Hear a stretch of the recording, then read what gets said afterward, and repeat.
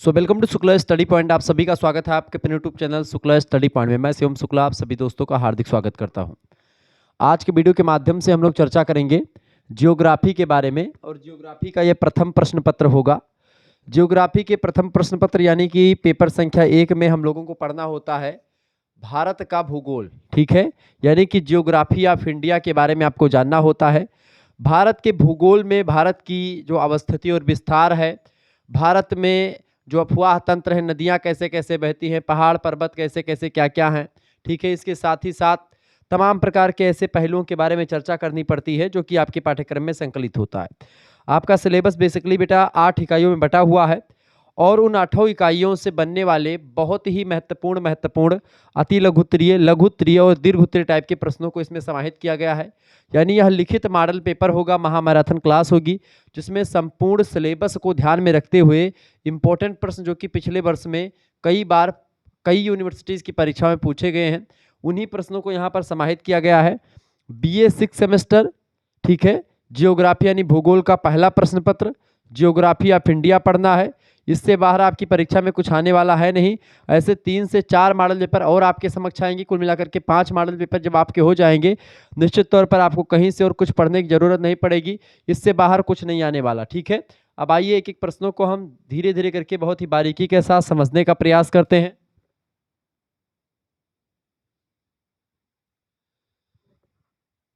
देखिए, पहला क्वेश्चन आपकी स्क्रीन पर आ चुका, बहुत ही बढ़िया क्वेश्चन है। पहला क्वेश्चन आपका ये लघु उत्तरीय का क्वेश्चन है। प्रश्न कुछ ऐसे आपसे पूछा जाएगा एग्जाम में कि खनिज संसाधनों का वर्गीकरण कीजिए। खनिज माने क्या होता है? जिसको हम खुदाई करके प्राप्त करते हैं, ऐसी संपदाएं जो पृथ्वी के अंदर विद्यमान है या किसी पहाड़ के अंदर विद्यमान है, उसको हम निकालते हैं और उसका प्रयोग हमारे दैनिक जीवन में बहुत मात्रा में किया जाता है।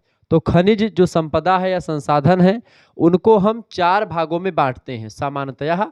भूतल के समस्त, भू माने होता है भूमि, तल माने उसके नीचे, भूतल के समस्त खनिज संसाधनों को 4 भागों में हम बांटते हैं। ठीक है, कौन कौन से भाग हैं?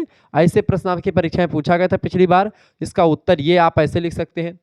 पहला होता है धात्विक खनिज, ऐसे खनिज जो धातु होते हैं। दूसरे होते हैं आधात्विक खनिज, यानी जो अधातु होते हैं, ऐसे खनिज। तीसरे होते हैं ईंधन खनिज, जिसको हम एक प्रकार से ईंधन के रूप में दैनिक जीवन में उपयोग करते हैं। और चौथा खनिज आपका, तो ये 3 प्रकार के खनिज हो गए। ठीक है, इसके अलावा 4 वर्गों में अगर डिवाइड की बात की जाए, वैसे 3 वर्गों में ही आप देखेंगे। ठीक है, और बेसिकली ईंधन खनिज, धात्विक और अधात्विक, यहाँ पर 3 ही कर लेंगे। ठीक है, देखिए धात्विक खनिज की अगर बात की जाए तो धात्विक खनिज में जैसे कि आपका आ गया लोहा हो गया, एक धातु है। सीसा हो गया, पीबी जिसको आप लेड कहते हैं। जस्ता जन जिसको आप जिंक कहते हैं, जेडन। ठीक है, इसको आप आयरन कहते हैं। सीसा, इसको आप टिन कहते हैं। ठीक है, टिन, एल्यूमिनियम, मैग्नीशियम Mg, सोना, चांदी, यूरेनियम, मैग्नीज, निकल, कोबाल्ट, जिंक, ऐसे तमाम प्रकार के जो तत्व हैं, ये सब धातु होते हैं।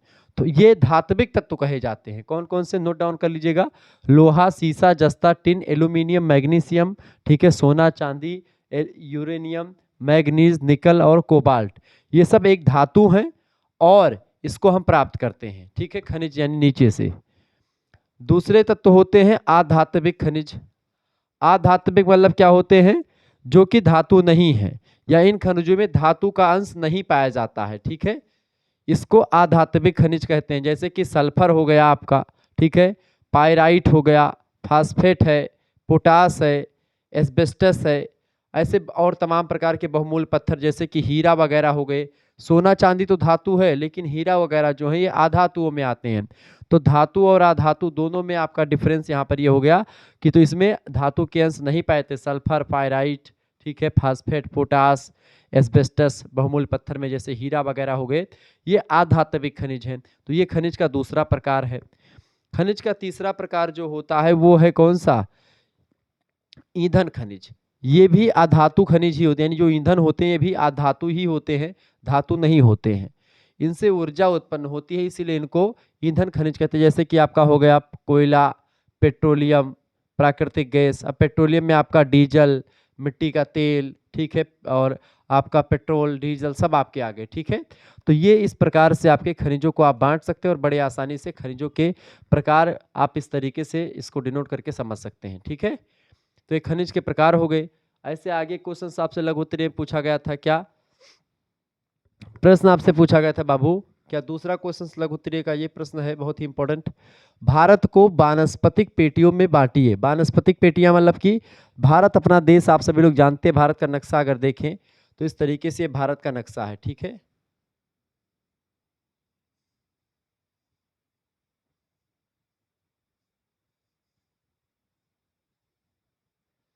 ये अपना भारत का नक्शा है, ठीक है।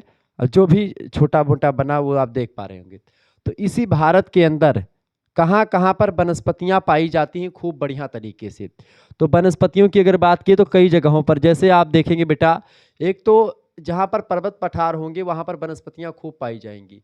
तो ये पूरा का पूरा इलाका आप देखते हैं, चाहे उत्तर भारत का पूरा मैदान, सॉरी उत्तर भारत का पर्वतीय क्षेत्र पूरा का पूरा हो गया, जम्मू कश्मीर उत्तराखंड, ठीक है, हिमाचल प्रदेश, इधर सिक्किम, ठीक है, और इधर पूर्वोत्तर भारत के सारे राज्य जैसे कि मिजोरम, त्रिपुरा, ठीक है, अरुणाचल प्रदेश, ऐसे नागालैंड वगैरह, इन सभी में तमाम प्रकार की जंगल पाए जाते हैं। और यहाँ पर वनस्पतियाँ खूब हैं, चूंकि पहाड़ी इलाके हैं, पहाड़ियों पर वनस्पतियाँ खूब पाई जाती हैं। तो ये सब वनस्पतिक पेटियों में आप शामिल कर सकते हैं। इसके अलावा वनस्पतियाँ और कहाँ पर आपको मिलेंगी, ये जो इधर का आपका घाट है खास करके जिसको आप पश्चिमी घाट कहते हैं, तो पश्चिमी घाट पर भी खूब वनस्पतियाँ, चूंकि यहाँ पर छोटे छोटे पहाड़ हैं, पर्वत हैं, तो इसके आसपास पाई जाती हैं, और यहाँ पर भी खूब वनस्पतियाँ पाई जाती हैं। तो इस तरीके से ये सब वनस्पतियों के केंद्र हैं, ठीक है। एक पूर्वी घाट पर, पश्चिमी घाट पर, उत्तर का मैदान, पूर्वोत्तर भारत, यहाँ सब खूब पाए जाते हैं। और यहाँ पर आप देख रहे होंगे कि ये सब एरिया जो है द्वीपीय एरिया है। यहाँ पर अंडमान निकोबार द्वीप समूह, तो वहाँ पर भी वनस्पतियाँ खूब पाई जाती हैं। इधर लक्षद्वीप महाद्वीप है, यहाँ पर भी पाए जाते हैं, ठीक है। तो इस तरीके से लक्षद्वीप जो है एक महाद्वीप नहीं, मतलब कि एक जलीय द्वीप है, वो भारत के अंश में आता है लक्षद्वीप। तो यहाँ पर भी वनस्पतियाँ पाई जाती हैं। तो ये सब वनस्पतियों के इलाके हैं जो मैंने आपको बताए एक मैप के अकॉर्डिंग। अब इसको लिखेंगे कैसे, देखिए, प्राकृतिक वनस्पति से अभिप्राय उस पौधा समुदाय से होता है। एक पौधा समुदाय, कई प्रकार के पौधे, कई प्रकार के, एक प्रकार से जो है तमाम प्रजातियों की जो घास फूस है या पेड़ पौधे हैं, उनका एक स्थान पर पाया जाना ही कह सकते हैं आपका वनस्पति का हॉट स्पॉट होता है। तो उस पौधा से होता वनस्पति जो लंबे समय तक बिना किसी बाहरी हस्तक्षेप के उगता है, यानी कि मनुष्य उसको उगाता नहीं है। वनस्पतियां जो होती हैं उनको मनुष्य जाकर के बैठाता नहीं, मनुष्य उसकी सेवा पाती नहीं करता है, वो स्वतः जम जाती हैं और स्वतः ही एक प्रकार से पर्यावरण को संतुलित करते हुए आगे बढ़ती हैं। और इनकी विभिन्न प्रजातियां वहां पाई जाने वाली मिट्टी और जलवायु परिस्थितियों में यथासंभव स्वयं को ढाल लेती हैं, और वह वनस्पतियां बिना किसी बाहरी हस्तक्षेप के वो एक प्रकार से अपना जीवन निर्वाह कर रही होती। वनस्पतियों में जीवन होता है, इसीलिए ये जैविक एक प्रकार से अंश माने जाते हैं पर्यावरण के, वातावरण के, ठीक है। भारत में विभिन्न प्रकार की वनस्पतिक प्राकृतिक वनस्पतियां पाई जाती हैं। जैसे पहली अगर देखें तो हिमालय पर्वतों पर शीतोष्ण कटिबंधीय वनस्पतियां उगती हैं। शीतोष्ण माने की होता है शीत और उष्ण, यानी कि थोड़ा गर्मी थोड़ा ठंडी वाली जो वनस्पतियां होती हैं। शीत माने ठंडा, उष्ण माने गर्म, और शीत और उष्ण से मिलकर के बना है शीतोष्ण, यानी हिमालय के पर्वत पर गर्मी भी होती है थोड़ा बहुत मात्रा में और ठंडी तो होती ही है। तो ऐसी वनस्पतियां जहां पर ठंडी गर्मी दोनों को सहने में योग्य है, वो हिमालय के पर्वतीय भागों में आपको ऐसी तमाम प्रकार की वनस्पतियां देखने को मिल जाएंगी, ठीक है। तो उनको शीतोष्ण कटिबंधीय वनस्पतियां कहते हैं। उधर आप जो नीचे मैंने बताया था दक्षिण मतलब भारत में एक पश्चिमी घाट है और एक पूर्वी घाट है। तो पश्चिमी घाट पर देखें चाहे या अंडमान निकोबार द्वीप समूह में देखें तो यहाँ पर उष्ण कटिबंधीय वर्षा वन पाए जाते हैं। उष्ण माने होता है गर्म इलाका, कटिबंध माने इलाका मतलब कि वो जमीन का भूखंड, वर्षा वन माने होता है जहाँ पर वर्षा भी होती, क्योंकि जब जहाँ पर गर्मी ज़्यादा होगी बेटा वहाँ पर वर्षा भी खूब दबा के होगी। और जब आप देखते हैं दक्षिण भारत में तो वहाँ पर चूंकि आप देख रहे हैं कि उष्ण कटिबंधीय इलाका आता है दक्षिण भारत में, ठीक है। और जहाँ पर ये पूर्वी पश्चिमी घाट है वहाँ पर बारिश भी होती रहती है, क्योंकि बगल में समुद्र है। कभी कभी ये सम्मानीय वर्षा की बात करें या मानसूनी वर्षा की बात करें, दोनों प्रकार की वर्षा आपको वहाँ पर देखने को मिल जाती हैं, ठीक है। समुद्र से जल उठा और तुरंत बरस भी गया, और उधर मानसून से उठा मानसूनी बारिश भी होती, चूंकि पर्वत से टकरा करके बारिश हो जाती है, ठीक है। तो कहने का तात्पर्य है कि यहाँ पर उष्ण कटिबंधीय वर्षा बन पाए थे, जहाँ पर गर्मी भी पड़ती है खूब अच्छे तरीके से और वर्षा भी होती रहती है। जैसे कि आप अफ्रीका महाद्वीप में देखेंगे तो अमेजन के जो जंगल हैं वो उष्ण कटिबंधीय वर्षा वन ही हैं। वहाँ पर क्या होता है कि वर्ष भर हमेशा बारिश होती रहती है और सूर्य हमेशा ऊपर चमकते हैं, नहीं लंबवत रहता है, गर्मी भी खूब दबा के पड़ती है। तो वहाँ पर गर्मी भी पड़ती है और खास करके वहाँ पर क्या चीज़ें होती है, गर्मी के साथ साथ वहाँ पर चीज़ें क्या होती बेटा, गर्मी भी होती है और साथ ही साथ में वहाँ पर पानी भी बरसता है। तो ऐसे में वहाँ पर बहुत घने जंगल पाए जाते हैं। तो ऐसी वनस्पति कुछ पश्चिमी घाट और अंडमान निकोबार द्वीप समूह में भी पाई जाती है। डेल्टा क्षेत्रों में उष्णकटिबंधीय वन व मैग्रो पाए जाते हैं। डेल्टा क्षेत्र कौन से, जैसे जो पश्चिम बंगाल में एक डेल्टा है उसका नाम है सुंदरबन का डेल्टा, वहां पर सुंदरी नाम के वृक्ष पाए जाते हैं, वो भी एक वनस्पतियों का इलाका है।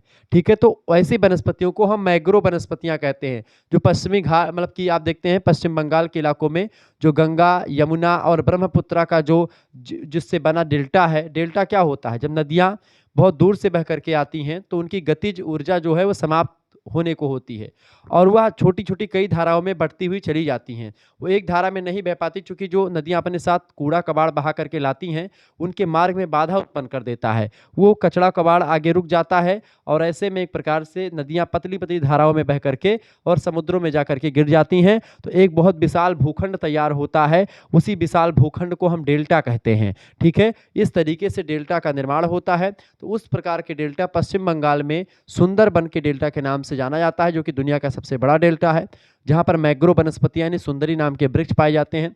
तो भारत में जो उष्णकटिबंधीय वन है वह मैग्रो वनस्पतियां हैं, वो डेल्टाई क्षेत्रों में खास करके पश्चिम बंगाल और जो मतलब पश्चिम बंगाल का इलाका है, फिर जो कुछ बांग्लादेश में कुछ पड़ता है, तो वो सारे इलाके पड़ते हैं। ठीक है, वहीं आप देखेंगे भारत में राजस्थान का इलाका, तो राजस्थान के मरुस्थलीय भागों में या अर्ध मरुस्थलीय यानी जहाँ पर वर्षा भी थोड़ी बहुत मात्रा में हो जाती है और ऐसे एरिया जहाँ पर एकदम से भूमि अनउपजाऊ ही है, मरुस्थल भूमि है, तो उन क्षेत्रों में विभिन्न प्रकार की झाड़ियाँ उगती हैं, कैकटस उगते हैं, कांटेदार वनस्पति होती है, क्योंकि वहाँ पर पतली पत्तियों वाले वृक्ष आपको देखने को मिलेंगे। कांटेदार वृक्ष जैसे नागफनी हो गया, बबूल के वृक्ष आपको हो गए, जो जिसकी पत्तियाँ पतली होती हैं, वे वृक्ष आपको वहाँ पर मिलेंगे। कहाँ पर तमाम झाड़ियाँ मिलेंगी, कांटेदार वृक्ष आपको मिलेंगे खूब, जहाँ पर रेगिस्तान जैसे राजस्थान के इलाकों में ऐसी झाड़ियाँ तमाम आपको मिल जाएंगी। आपने देखा होगा अगर गदर मतलब कि बॉर्डर मूवी देखी होगी तो वहाँ पर ऐसी वनस्पतियाँ आपने देखा होगा मूवी में जब शूटिंग होती है उस दौरान, या आप कभी जाएंगे राजस्थान तो वहाँ पर आपको ऐसी झाड़ियाँ मिलेंगी, रेत होंगी और रेत में ऐसे ऐसे नागफनी या बबूल के वृक्ष या मदार हो गया, मतलब ऐसे वृक्ष जो एक प्रकार से धूप को सहने के योग्य या गर्मी में अपने आप को जीवित रह सकती हैं, ऐसी वनस्पतियाँ वहाँ पर पाई जाती हैं। तो इस तरीके की वनस्पतियाँ कांटेदार वनस्पतियाँ मिट्टी मतलब यहाँ पर बलुई क्षेत्रों में खास करके राजस्थान में पाई जाती हैं। मिट्टी और जलवायु में विभिन्नता के कारण से भारत की वनस्पतियों में क्षेत्रीय भिन्नता भी पाई जाती है, चूंकि अलग अलग जगहों पर मिट्टी भी भारत में अलग अलग है और उसी मिट्टी की गुणवत्ता चूंकि अलग अलग है, कहीं पर काली मिट्टी, कहीं पर दोमट, कहीं पर बलुई, तो अलग अलग मिट्टी पाई जाती है, कहीं पर जलोढ़। तो ऐसे ऐसी अलग अलग मिट्टियों में अलग अलग प्रकार की वनस्पतियां भारत में देखने को मिलती हैं। तो ये वनस्पतियों के बारे में मैंने आपको बता दिया। निश्चित तौर पर आपने समझ गए होंगे कि वनस्पतियों में क्या होता है और कैसे कहाँ कहाँ पर पाई जाती हैं। तीसरा प्रश्न आपकी स्क्रीन पर आ चुका है, लघु उत्तरीय का ही प्रश्न है। तीसरा क्वेश्चन है जनसंख्या वृद्धि को रोकने के कोई 5 उपाय बताइए। बढ़िया प्रश्न, परीक्षा में कई बार आया हुआ है। जनसंख्या माने होता है मनुष्य की जनसंख्या।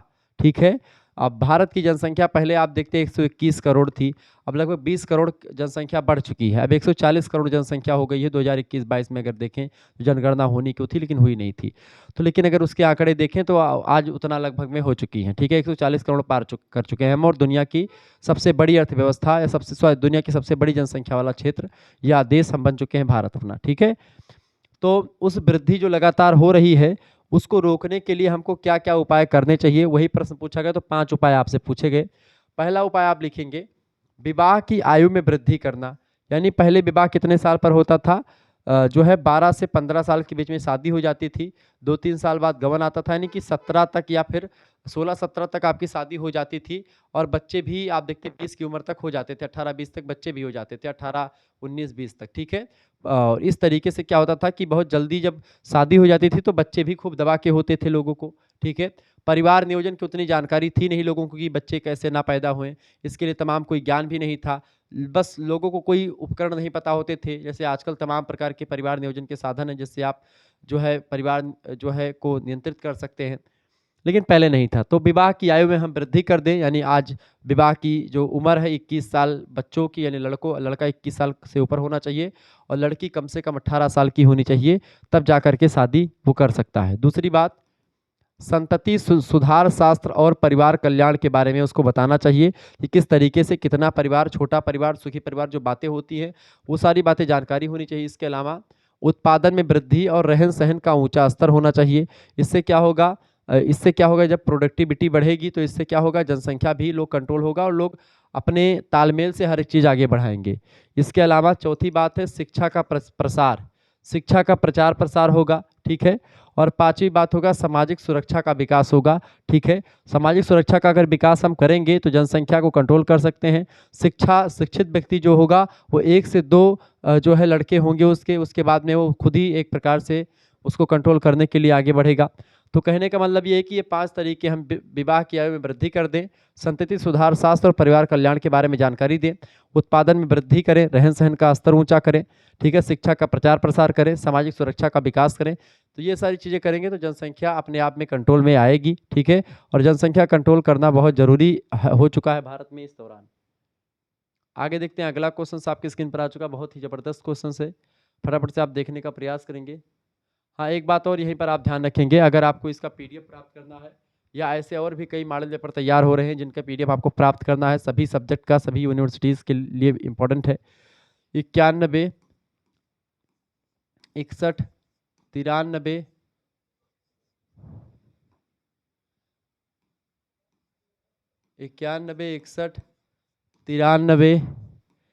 60 62 पर आपको एसएमएस करना है। क्या एसएमएस करेंगे, अपना नाम, अपनी यूनिवर्सिटी का नाम और अपने सब्जेक्ट के नेम आपको एसएमएस कर देना है, ठीक है।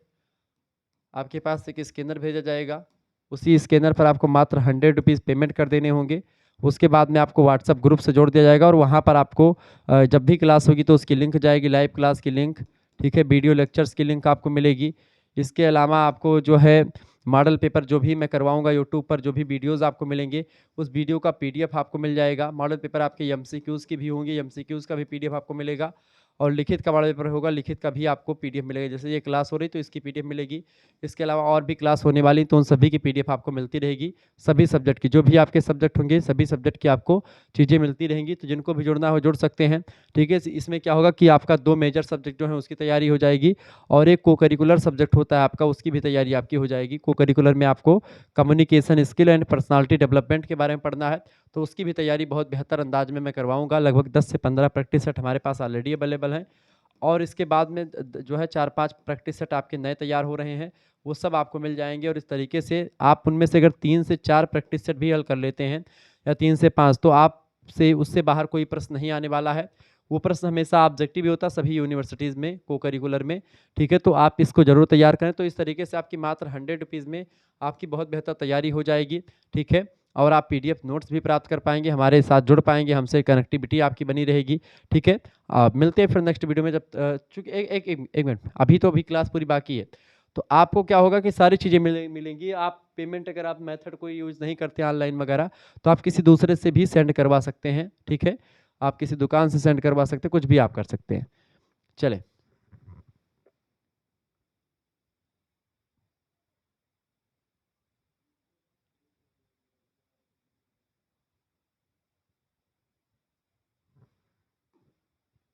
अगला क्वेश्चन आप देखेंगे।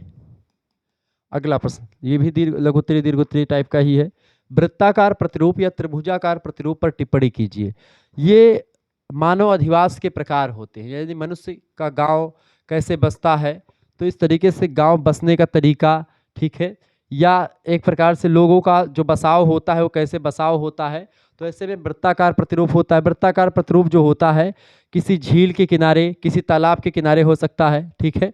और आप मान कर चलो कि कोई सड़क होती है तो सड़क के किनारे आपका यल टाइप या टी टाइप के जो अधिवास होते हैं पाए जाते हैं, तो उन्हीं के बारे में आपको पढ़ना है। सबसे पहला प्रतिरूप होता है वृत्ताकार प्रतिरूप। देखिए, किसी झील या तालाब के किनारे चारों ओर बने मकानों से निर्मित अधिवास या प्रतिरूप को वृत्ताकार प्रतिरूप कहा जाता है। जैसे आप देखेंगे नैनीताल जिला जो है उत्तराखंड का, उसमें इस अधिवास प्रतिरूप केंद्र के उदाहरण देखने को मिलते हैं। जैसे कि यहाँ पर आपको वृत्ताकार प्रतिरूप दिख रहा है। जैसे कोई एक झील होती है, अब ये झील है बेटा, यहाँ पर पानी भरा हुआ है पूरा का पूरा। अब इस झील की क्या, चूंकि फेमस झील है, तो अब इसके आसपास कैसे घर होंगे, इसके चारों तरफ ये घर बने हुए हैं एक एक करके, ये ठीक है। तो ये सारे घर बने हुए, इधर इधर इधर घर। तो इस तरीके का जो झील के जो आसपास किनारे घर बनेंगे वो इस तरीके के बनेंगे कि क्या होगा, उसको घेरे हुए, तो यानी कि एक एक गोलाई में एक वृत्ताकार पथ पर वो उनके घर बने हुए होंगे। कहने का मतलब ये है कि बसाव जो होगा, अधिवास का जो प्रतिरूप होगा लोगों का रहने का, वो गोलीय होगा। जिस तरीके से झील झील ऐसे होगी, उसी झील के तरीके से वो भी ऐसे घूमता रहेगा। लेकिन वही बात करते हैं यल या टी नुमा प्रतिरूप। जैसे मान लेते कोई सड़क जा रही है, अब ये सड़क इधर की ओर जा रही है, ठीक है, और ये सड़क इधर की ओर जा रही है।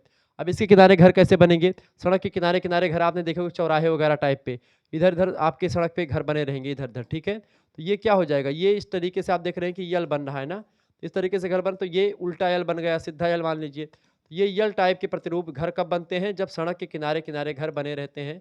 और बेसिकली चौराहों वगैरह पर ऐसे घर आपको यल टाइप के घर मिलते हैं, या इसी को टी टाइप का घर भी कहते हैं। मान लेते हैं कि एक सड़क सीधे सीधे ऐसे जा रही है, दूसरी सड़क ऐसे ऐसे जा रही है सीधे, ठीक है। ऐसे में क्या होता है, बसाव इस तरीके से होता है, इधर बसाव भी, इधर बसाव भी, इधर बसाव भी, और कुछ बसाव इधर इधर हो जाता है। तो इस तरीके से यहाँ पर ये टी टाइप का बन गया। तो ये टी आकार का घर भी सड़क के किनारे ही बनता है। ऐसे ही आप देखते कोई तालाब है या सड़क है, सड़क के किनारे किनारे भी एक रेखीय प्रतिरूप में बन जाता है कभी कभी घर। कभी कभी क्या होता है, एक सीधी रेखा ही घर है, तो इधर किनारे किनारे घर सड़क के बनते चले गए। जैसे आप देखते बाजार वगैरह में, गाँव के टाइप के जो बाजार होते हैं उसमें ऐसे ही घर बने होते हैं, ठीक है, सीधे सीधे सड़क किनारे किनारे बना है पूरा हाईवे के, ठीक है। तो इस टाइप के प्रतिरूप होते हैं। तो घर बनाने का तरीका या घर एक प्रकार से जो गांव वगैरह मिलते हैं भारत में, कुछ इस तरीके से मिलते हैं। त्रिभुजाकार भी मिलता है। दूसरा होता है त्रिभुजाकार प्रतिरूप। देखिए जब कोई सड़क या नहर दूसरी सड़क या नहर से मिलती है परंतु उसको पार नहीं करती है, ऐसे स्थान पर त्रिभुजाकार प्रतिरूप का विकास होता है। जब कोई सड़क किसी नदी तक जाकर के समाप्त हो जाती है तो वह मकान नदी के समानांतर और सड़क के किनारे किनारे बनते रहते हैं, ठीक है। और कुछ समय के बाद सड़क के दोनों ओर तथा नदी के बीच के भाग पर भी बसाव हो जाता है और गांव की आकृति जो होती है त्रिभुज की भांति हो जाती है। जैसे मान लेते ये नदी बह रही है, अब घर कहाँ तक आया हमारा, घर इस तरीके से, मतलब ये सड़क जा रही है, अब ये सड़क जा रही है बेटा, तो हमारा जैसे बसाव कैसे कैसे होगा, जैसे यहाँ यहाँ पर बसाव हो गया, ठीक है, यहाँ यहाँ पर बसाव हो गया, फिर क्या होगा, ये नदी मान लेते इस तरीके से निकल गई, ठीक है। अब यहाँ यहाँ पर भी बसाव हमारा शुरू हो गया, तो या फिर सड़क इधर से निकल रही है, ठीक है, सड़क कोई इधर से सड़क भी निकल रही है, तो ऐसे में क्या होगा, एक त्रिभुज बन जाएगा, ऐसे ही इधर त्रिभुज बन जाएगा, ठीक है, बसाव इस तरीके से होना शुरू हो जाएगा। तो कहीं ना कहीं पे ऐसी सड़कें जो होती, सड़क और जब, या इधर भी एक सड़क हो, इधर भी एक सड़क जा रही हो तिरछा, ठीक है, और इधर इधर तो यहाँ पर कोने पर ये जो बसाव हो जाएगा वो त्रिभुजाकार प्रतिरूप हो जाएगा लोगों के रहने का, या नदी जा रही हो तो, ठीक है। आगे देखते हैं, अगला क्वेश्चन आ चुका है, बहुत ही बढ़िया क्वेश्चन है। प्रश्न, भारत में जनसंख्या के वितरण प्रतिरूप पर का संक्षेप में वर्णन कीजिए। दीर्घ उत्तरीय में प्रश्न आ सकता है। देखिए भारत में विश्व की लगभग 17 या 17.5% जनसंख्या जो है 2011 के अनुसार अगर देखें तो 17.5% लोग भारत में रहते हैं। यानी अब मानकर चलो कि भारत दुनिया का एक ऐसा देश है, या भारतीय लोगों की अगर बात की जाए तो दुनिया भर में यानी 100 लोग अगर रहते हैं तो उनमें से 18 लोग भारत के हैं, ऐसे मान करके चलो, तब आप समझ में आएंगे, ठीक है, आपके समझ में आएगा चीजें।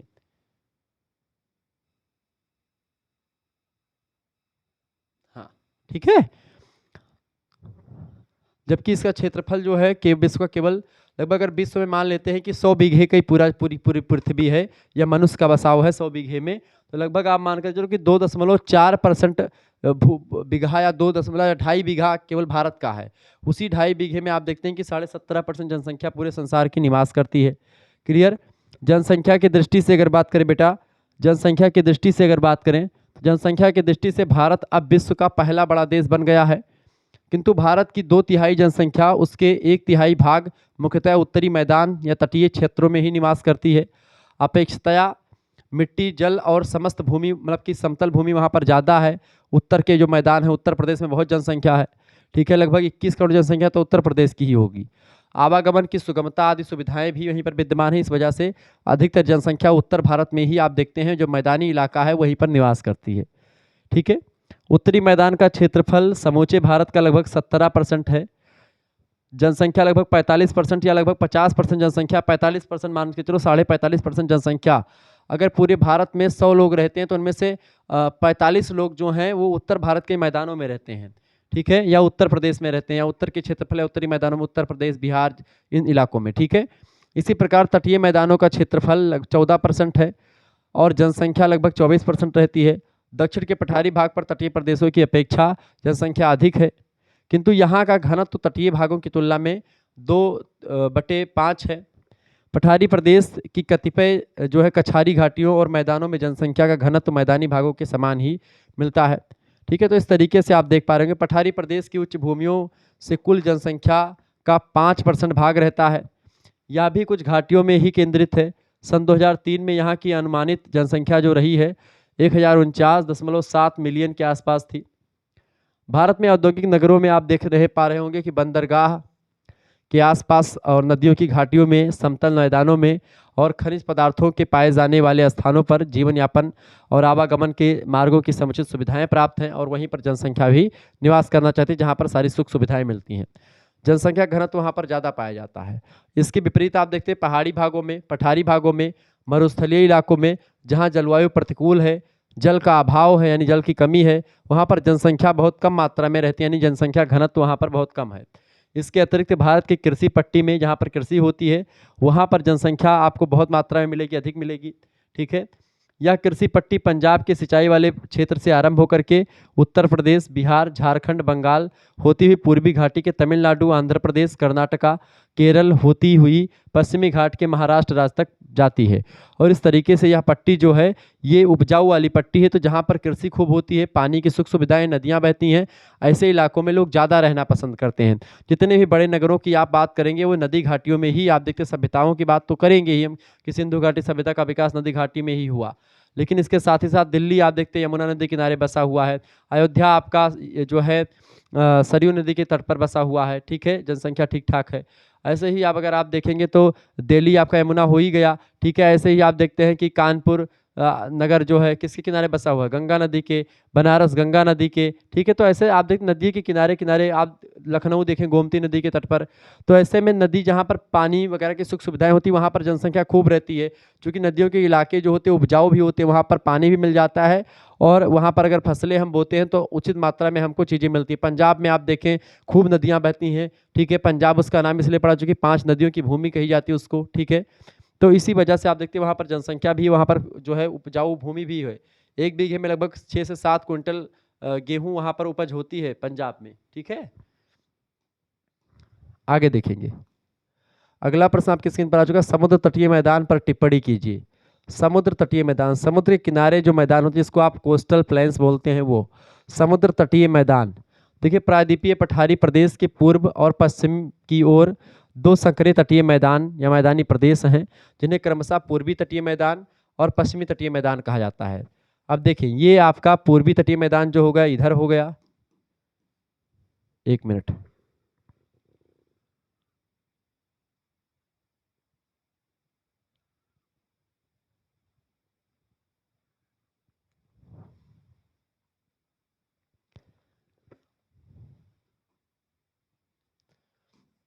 देखिए अगर ये उत्तर है, ये दक्षिण है, ठीक है, ये पूरब होगा आपका और ये पश्चिम होगा। तो जो ये आपका है ये पश्चिमी घाट है, ठीक है, पश्चिमी घाट वहाँ पर उल्टा हो गया था शुरुआत में, ठीक है। ये पश्चिमी घाट है और ये पूर्वी घाट है। तो पूर्वी घाट की अगर बात की जाए तो पूर्वी घाट ये है और पश्चिमी घाट ये है, यानी कि इलाका ये किनारे वाला।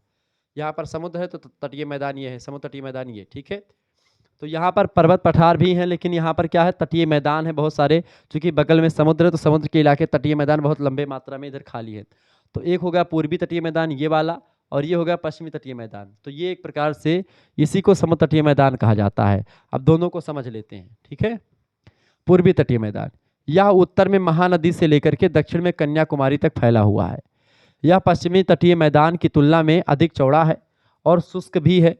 इसमें महानदी, गोदावरी, कृष्णा, कावेरी नदियों से उपजाऊ डेल्टाओं का निर्माण होता है। क्योंकि ये नदियाँ महानदी, गोदावरी, कृष्णा, कावेरी ये सब आकर के इस टाइप यानी कि जो आपका पश्चिमी घाट है, इधर जाकर के नदियाँ गिराती, तो इस तरीके जब नदियों का जल गिरता है तो बीच का इलाका ये डेल्टा बन जाता है।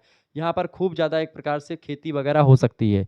इसके उत्तरी भाग को उत्तरी सरकार कहा जाता है, यानी कि ये ऊपर वाला इलाका है, इसको उत्तरी सरकार तथा कोकनद तट कहा जाता है या कोकण तट, और दक्षिणी भाग जो होता है उसको कोरोमंडल, ये वाला एरिया कोरोमंडल तट कहा जाता है। तो ये आपका हो गया कोरोमंडल तट नीचे वाला, ठीक है, कोरोमंडल, और ऊपर वाला हो गया आपका उत्तरी सरकार, ठीक है। तो ध्यान रखेंगे उत्तरी सरकार तट ये होता है, ये भारत अपना ये मान लीजिए उत्तरी, ठीक है। इसी को कोरोमंडल तट को ही कर्नाटक तट कहा जाता है, और इसको कोंकण तट कहा जाता है। ऊपर वाले को कोंकण तट, नीचे वाले को कर्नाटक तट, ऊपर वाले को उत्तरी सरकार और इसको नीचे वाले को कोरोमंडल तट, ठीक है। इस तरीके से इसको कहा जाता है।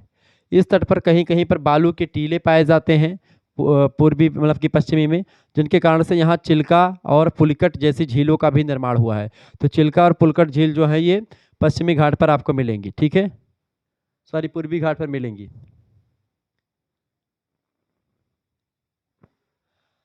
पूर्वी तटीय मैदान की बात हो रही ना, एक मिनट। तो पूर्वी तटीय मैदान आपका इधर इधर वाला इलाका जो है पूर्वी, ये पूर्वी इलाका है, ठीक है, और ये पश्चिमी इलाका। ध्यान रखेंगे अब ये पूर्वी इलाका इधर है ये वाला, और ये पश्चिमी है। तो ये जो बातें हो रही थी ये पूर्वी तटीय मैदान, ये यहाँ तक की बात हो रही थी। ये आपका ये जो है आपका कौन सा हो जाएगा भैया, ये उत्तरी सरकार हो जाएगा, ठीक है, उत्तरी सरकार, या जिसको आप कोंकण तट कहते हैं, सॉरी हाँ कोंकण तट।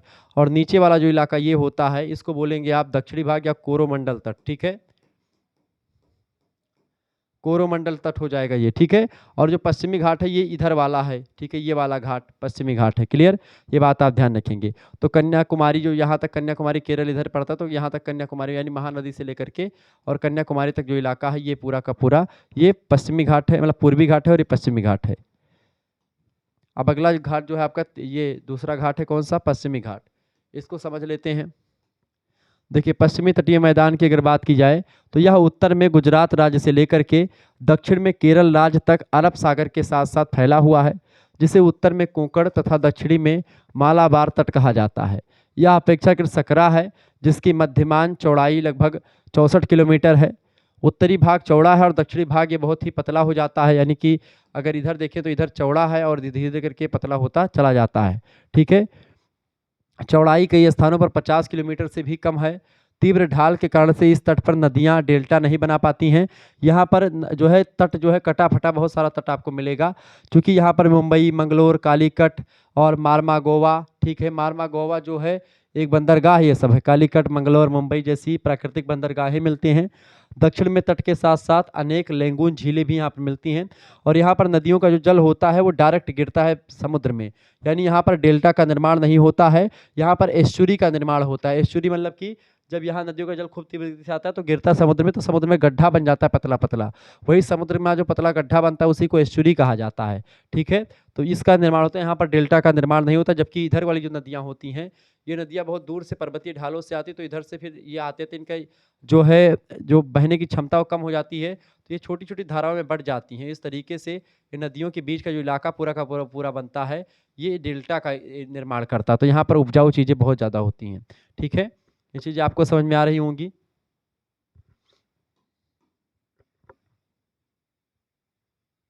आगे देखेंगे, अगला क्वेश्चन आपके स्क्रीन पर आ चुका है। प्रश्न, वर्षा से क्या आशय है, वर्षा से आप क्या समझते हैं। देखिए हवा में थोड़ी बहुत वाष्प हमेशा मिलती है, यानी हवा में थोड़ा बहुत वाष्प यानी कि जल की बूंदें रहती हैं। हवा में निहित वाष्प द्रवीभूत यानी कि वो द्रव बन जाता है। हवा में जो वाष्प भरा होता है वही वाष्प जब जल की बूंदों का निर्माण हो जाता है उसका, और पृथ्वी पर गिरने लगता है तो वही वर्षा होती है, ठीक है, धरातल पर गिरती उसे वर्षा कहते हैं।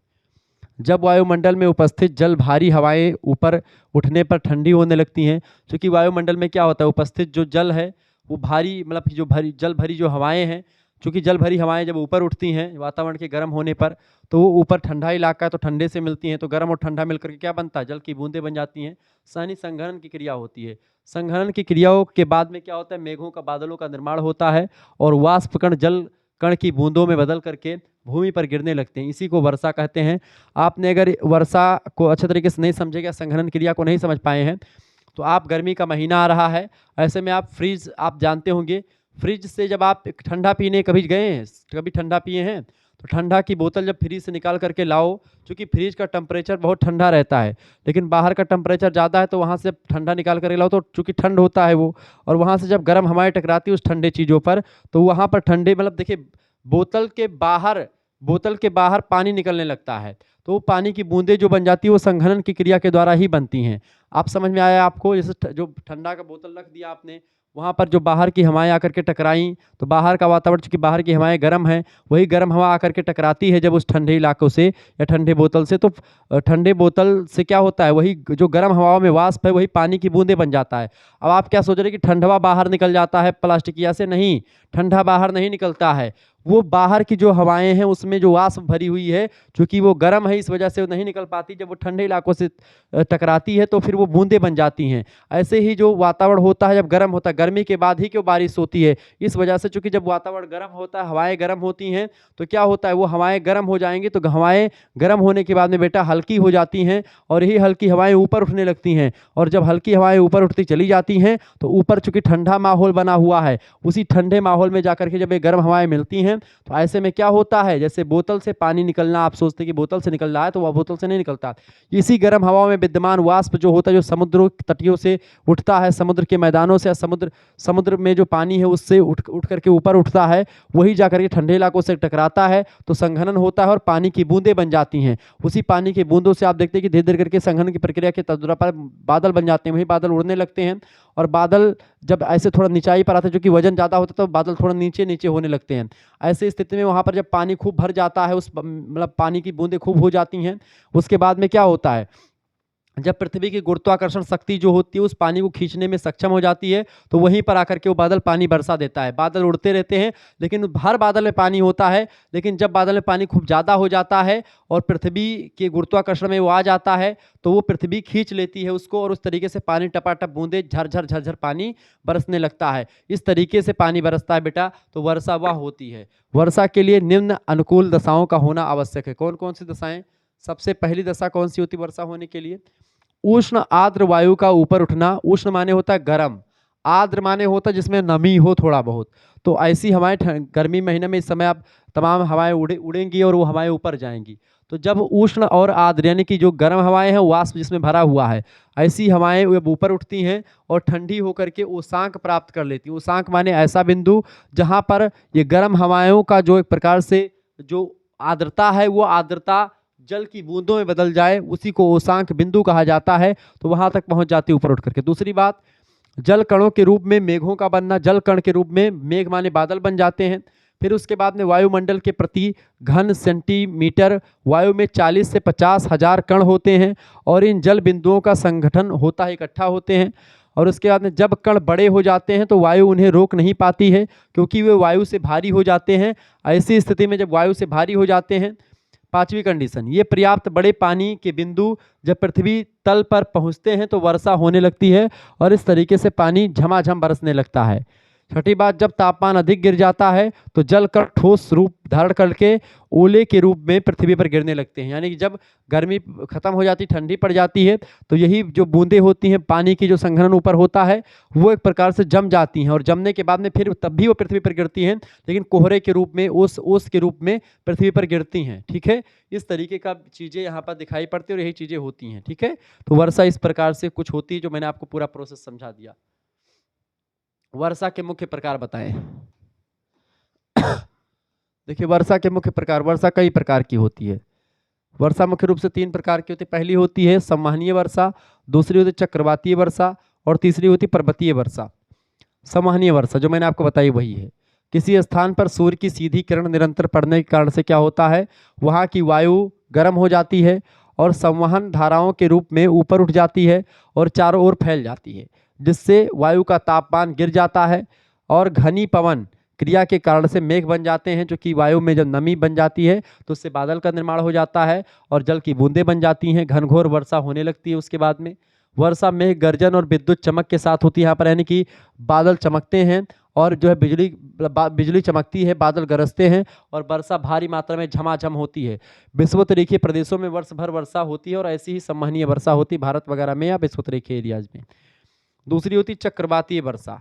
चक्रवात से आंतरिक भाग में जब भिन्न तापमान वाली पवनें आपस में मिलती हैं, यानी कि एक ठंडी पवन और एक गर्म पवन, तो ठंडी पवनें उष्ण पवनों को ऊपर की ओर ढकेलती रहती हैं। यानी जो ठंडी पवनें हैं चूंकि वो ऊपर की ओर गर्म पवनों को ढकेलेंगी, ठंडी पवनें नीचे आएंगी, यानी ठंडी हवाएं नीचे धंसने का प्रयास करेंगी, गर्म हवाएं ऊपर उठने का प्रयास करेंगी। ठीक है, और उठने पर ये पवनें ठंडी हो जाती हैं तथा वर्षा करने लगती हैं। इसे चक्रवाती वर्षा कहते हैं। इस तरीके से ये ठंडी हवाएं ऊपर गर्म हवाओं को ढकेलेंगी, गर्म हवाएं ऊपर जाएंगी, फिर ठंडी होंगी, फिर वो झम से बरस जाएंगी, और इस तरीके से इसे घूमते होते इस तरीके से चक्रवाती वर्षा होती रहती है। ठीक है, ऊपर जाएंगी फिर ठंडी होंगी, फिर नीचे बरसेंगी, फिर ऊपर जाएंगी ठंडी होंगी, इस तरीके से चर्चा होगी, फिर नीचे से गर्म निकलेगा, फिर ठंडी हवाओं से टकराएगा, फिर पानी बरसेगा, इस तरीके से।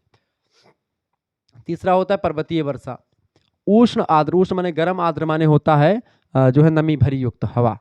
तो उष्ण आर्द्र पवनों के मार्ग में, यानी कि से ये उष्ण और आर्द्र यानी नमी से युक्त और जो है नमी से युक्त और गर्म हवा ऊपर उठ करके जब बहने लगती है और सामने कोई पहाड़ पड़ता है, रास्ते में पर्वत पड़ता है, क्योंकि पर्वत बड़े बड़े होते हैं, वहाँ पर जो है हिम की रेखाएं होती हैं या उससे टकरा करके उसमें जो आर्द्रता है वो कम हो जाती है, चूँकि बर्फ़ जो पहाड़ होते हैं वहाँ पर ठंडे इलाके होते हैं, तो वहाँ पर जाकर के टकराती, तो फिर वो वहाँ पर भी संघनन हो जाता है और पानी बरस जाता है।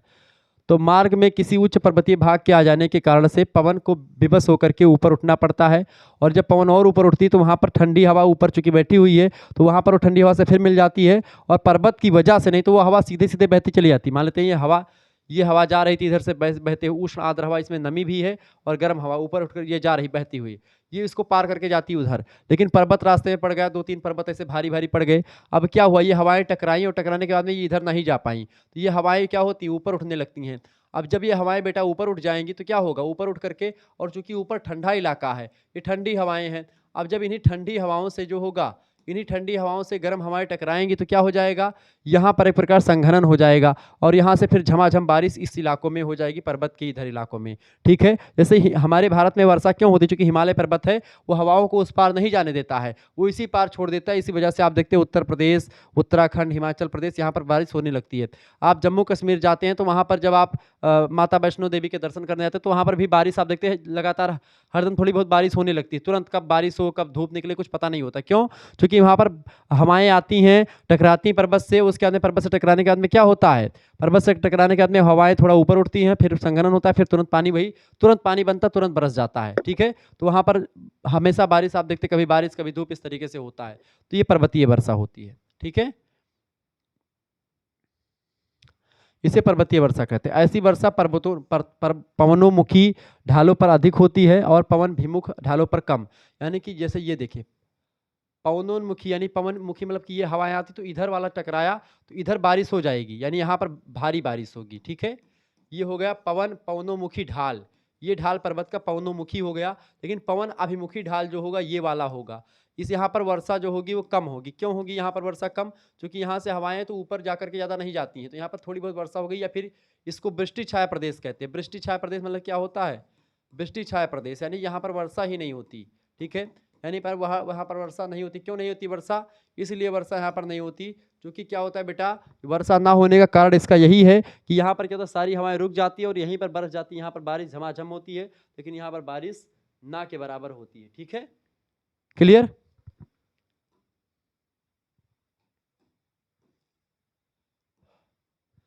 समझ में आ रहा होगा मेरे हिसाब से। आगे देखते हैं अगला, भारत के अफवाह तंत्र को कितने भागों में विभाजित किया गया है। देखिए, भारत के अफवाह तंत्र की अगर बात की जाए तो नदी अपने उद्गम स्थल से लेकर के अपने मुहाने तक अपनी सहायक नदियों सहित जल के बहाव की वजह से या प्रवाह की जिस प्रणाली का निर्माण करती है उसे ही नदी का अफवाह कहते हैं। जैसे कि एक नदी निकली गंगा, यहाँ से बहरी गंगोत्री ग्लेशियर से, अब इस गंगा में आकर के यमुनोत्री के से इधर से यमुना आई, यहाँ पर यमुना भी मिल गई।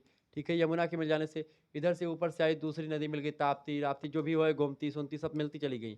अब जितनी भी नदियाँ हैं सब इधर से कुछ मिल रही, कुछ इधर से मिल रही हैं, तो पूरा का पूरा जो ये अफवाह क्रिएट हुआ है, पूरा का पूरा एरिया बना, इसी को अफवाह कहते हैं। पूरा नदियों और उसकी सहायक नदियों के बीच का जो क्षेत्र होता है वही उसका अफवाह क्षेत्र कहा जाता है। ठीक है, किसी देश अथवा प्रदेश का अफवाह तंत्र धरातलीय रचना, भूमि के ढाल, संरचनात्मक नियंत्रण, शैलों के स्वभाव, विवर्तनिक क्रियाओं, जल की प्राप्ति तथा अफवाह क्षेत्र के भूगर्भिक इतिहास पर डिपेंड करता है। भारतीय नदी तंत्र का वर्तमान स्वरूप भी नदी विकास की एक लंबी प्रक्रिया का परिणाम है। भूतल की बनावट तथा नदियों के उद्गम के दृष्टिकोण से भारत के अफवाह तंत्र को निम्नलिखित दो भागों में हम बांट सकते हैं। पहला ऐसा अफवाह तंत्र जो कि हिमालय की नदियों से आता है, यानी उत्तरी भारत का अफवाह तंत्र, और दूसरा प्रायद्वीपीय नदियां। प्रायद्वीप माने होता है जो दक्षिण भारत की नदियां हैं, ठीक है। ऐसी नदियां जो कि दक्षिण भारत में निकलती हैं, यानी कि दक्षिण भारत का अफवाह तंत्र एक ये हो जाएगा पूरा का पूरा, और एक उत्तर भारत का अफवाह तंत्र जो ये वाला आपका पूरा ये वाला एरिया है, ये वाला, ठीक है। दो प्रकार के अफवाह तंत्र है, एक तो हिमालय पर्वत से जो नदियां निकलती हैं वो, और एक वर्षा वर्षा वाली नदियां जो एक प्रकार से समय समय पर निकलती रहती। दो प्रकार के अफवाह तंत्र, एक हिमालय की नदियां, एक प्रायद्वीपीय नदियां। प्रायद्वीप किसे कहते हैं? प्रायद्वीप ऐसा एरिया होता है जो तीन तरफ से जल से घिरा होता है, ठीक है। तीन तरफ से क्या होता है? जल से घिरा होता है, तो उसको क्या बोलते हैं? उसको बोलते हैं प्रायद्वीप। प्रायद्वीप तीन तरफ से जल से घिरा, ठीक है। लेकिन जब कोई चारों तरफ से जल से घिरा होता है तो छोटा सा होता है तो उसको द्वीप कहते हैं, ठीक है। तीन तरफ से जल से घिरा हो, थोड़ा बड़ा हुआ तो उसको प्रायद्वीप कहते हैं, ठीक है। लेकिन चारों तरफ से जल से घिरा हुआ और बहुत बड़ा भूखंड होता है तो उसको महाद्वीप कहते हैं। ये बात आप ध्यान रखेंगे। तो जो दक्षिणी भारत है उसको प्रायद्वीपीय भारत भी कहा जाता है, क्योंकि वो तीन तरफ से जल से घिरा हुआ, एक तरफ अरब सागर, एक तरफ बंगाल की खाड़ी, एक तरफ हिंद महासागर। क्लियर? आगे देखिए, अगला प्रश्न, सूखे से बचाव के उपाय बताएं।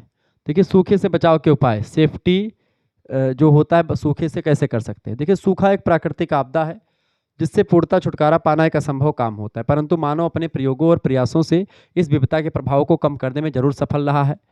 सूखे के प्रभावों को कम करने के कई प्रभाव या कई जो है चीज़ें आप कर सकते हैं। पहली बात तो ये कि यदि किसानों को पहले से कम वर्षा की सूचना दी जाए कि अब की बार कम वर्षा होगी तो कम जल मांगने वाली फसलों को हम बोएंगे खेत में। दूसरी बात, वनों की अंधाधुंध कटाई को रोक करके वर्षा की अनियमितता पर काफ़ी हद तक हम अंकुश लगा पाएंगे। अगर पता चले कि वर्षा नहीं होगी तो ऐसे में हमको वन की कटाई भी रोक देनी चाहिए। तीसरी बात, सूखाग्रस्त क्षेत्रों में यदि सिंचाई की आधुनिक विधियों का पर्याप्त विकास नहीं हुआ है तो उसको कर लिया जाएगा, और सूखे के दिनों में खेतों की सिंचाई करके फसलों को नष्ट होने से बचा लिया जाएगा। भाई ऐसी फसलें जहाँ पर सिंचाई जरूरी है वहाँ पर सूखे पड़ने की अगर आशंका है तो ऐसे में हमको क्या करना पड़ेगा? तमाम प्रकार की जो है यंत्रों के द्वारा वहाँ पर नहरों का विकास या सिंचाई की आधुनिक तकनीकों के माध्यम से वहाँ पर सिंचाई कर दी जाएगी और फसल उत्पादित कर ली जाएगी। सूखाग्रस्त क्षेत्रों में सूखे से अकाल पड़ने की स्थिति में व्यक्तियों तथा पशुओं को मृत्यु से बचाने के लिए खाद्यान्न और चारे के सुरक्षित भंडार वहां पर रखने चाहिए, ताकि सूखा पड़े तो वहां पर उनको चारे और खाना या खाद्यान्न की फसलें उत्पादित कर दी जाए, मतलब कि वहां पर उनको भेज दी जाए। इसके अलावा परिवहन के नवीन साधनों का समुचित विकास किया जाना चाहिए। परिवहन माने आवागमन की सुविधा कर दी जानी चाहिए, ताकि सूखे के दिनों में प्रभावित लोगों को राहत पहुंचा करके उन्हें भुखमरी से बचाया जा सके, ताकि वो भी जीवित रह सके। इस तरीके से सूखे से बचने के तमाम उपाय हम कर सकते हैं। अगला क्वेश्चन आपके स्क्रीन पर आ चुका है भाई। प्रश्न, अपक्षय को परिभाषित कीजिए। अपक्षय, अपक्षय का मतलब क्या होता है? अपक्षय, अपर्दन और अनच्छादन तीन क्रियाएं होती हैं। अनच्छादन मतलब होता है जब अपक्षय और अपर्दन दोनों को मिला लें तो अनच्छादन बनता है। अपक्षय माने होता है कोई शिलाखंड का टूट जाना, मिट्टी का कट जाना, ठीक है। और अपर्दन का मतलब होता है वही शिलाखंड जो टूटा है और जिसने तोड़ा है उसके साथ बह कर चला जाना। जैसे मान लेते कोई पत्थर है, अब कोई पत्थर है, यहाँ से कोई हवा आई, हवा टकराई और हवा से पत्थर चिटक गया, ठीक है, दरार पड़ गई, तो ये पत्थर दरार पड़ जाना ये आपका क्या हो गया? अपक्षय हो गया। क्या हो गया? अपक्षय, ने टूट गया ये। लेकिन यही हवा के द्वारा क्या हो, ये पत्थर टूटने के बाद में या फिर बालू जो है टूटने के बाद में ये पत्थर जो है थोड़ा इसके टुकड़े उड़ने लगे हवा में और उड़ने लगे, यानी ये इसके साथ बहने लगे, तो ये हो जाएगा अपर्दन, ठीक है, अपर्दन हो जाएगा। लेकिन जब यही हवा जो है जा करके उसको छोड़ देगी कहीं पर, उसको छोड़ने की प्रक्रिया जो होगी वो क्या कहलाएगी? वो निक्षेपण कहलाएगी, ठीक है। तो इस तरीके से अपक्षय, अपर्दन जो है निक्षेपण और अनाच्छादन होता है। जैसे नदियाँ, जैसे अपने रास्ते में जो आने मलबा कूड़ा कबाड़ होता है उनको बहाती हैं, तो बहाती है नदियाँ जब कूड़ा कबाड़ अपने साथ, तो भाई वो बहाने की प्रक्रिया, या फिर कोई बालू वगैरह से तो बालू को बहा लिया, पत्थर को तोड़ करके बहा लिया, ठीक है। तो वो एक प्रकार से उसको तोड़ना अपक्षय होता है, टूटना पत्थर का, या तापमान की वजह से टूट गए पत्थर तो वो आपका अपक्षय होगा। लेकिन क्या हो, नदी के द्वारा टूटा पत्थर फिर वो नदी के साथ ही बह रहा है तो अपादन हो जाएगा, ठीक है। और जिसने तोड़ा उसी ने बहा दिया तो पूरा अनाच्छादन प्रक्रिया हो गई। और छोड़ने की प्रक्रिया निक्षेपण हो गई। निक्षेप माने कूड़ा कबाड़, निक्षेपण माने छोड़ना, ठीक है। अपक्षय उन विभिन्न भूपृष्ठीय प्रक्रियाओं का प्रभाव है जो चट्टानों के नष्ट होने तथा विघटन होने में सहायक होती हैं, लेकिन इसमें ढीले पदार्थों का बड़े पैमाने पर परिवहन नहीं होना चाहिए। यानी यहाँ पर क्या होता है, परिवहन नहीं होता। यदि पत्थर टूटा तो टूटने के बाद बहता नहीं है, वो वहीं पर टूट करके बस केवल विखंडित हो जाता है बस, ठीक है। लेकिन अब अपर्दन में क्या होता है, वही चीज़ें बहने लगती हैं। अपर्दन किसे कहते हैं? जब गतिशील शक्तियों के द्वारा, जैसे हवा के द्वारा या ग्लेशियर्स के द्वारा, नदियों के द्वारा, लहरों के द्वारा, भूमिगत जल के द्वारा धरातल पर चट्टानों में तोड़फोड़ करी जाती है, और तो तोड़फोड़ होने के बाद में ये चीज़ें उसी के साथ बहने लगती हैं, तो वो अपर्दन हो जाता है, ठीक है। आगे देखते हैं, अगला प्रश्न आपके स्क्रीन पर आ चुका है, फटाफट से आप देखने का प्रयास करेंगे। बहुत ही जबरदस्त क्वेश्चन आ चुका है। अगला क्वेश्चन है भैया, भारत में पाई जाने वाली जलोढ़ मिट्टियों की विशेषताएं बताएं। देखिए, जलोढ़ मिट्टी का विकास नदी की घाटियों में उन्हीं के द्वारा ऊपरी भागों में ला करके जमा लिए गए अवसादों के द्वारा होता है, ठीक है। जब नदी घाटियों में तमाम प्रकार के मलबे, तमाम कूड़ा कबाड़, बालू वगैरह, तमाम मोरंग जो वहाँ से बहती आती नदियाँ तो अपने साथ कुछ ना कुछ बहा करके लाती हैं, उससे क्या होता है, उसके एरिया डेवलप होती रहती है और पूरा एक एरिया बन जाती है, तो जलोढ़ मिट्टी वही बनती है। इस प्रकार की जलोढ़ मृदा का विस्तार सतलज नदी, गंगा और ब्रह्मपुत्रा के मैदानों में आपको देखने को मिलती है। 8.25 लाख वर्ग किलोमीटर का क्षेत्र ये फैला हुआ है। दक्षिण भारत में ऐसी मिट्टी का वितरण महानदी, गोदावरी, कृष्णा आदि नदियों के निचले बेसिनों में या डेल्टाई भागों में पाया जाता है।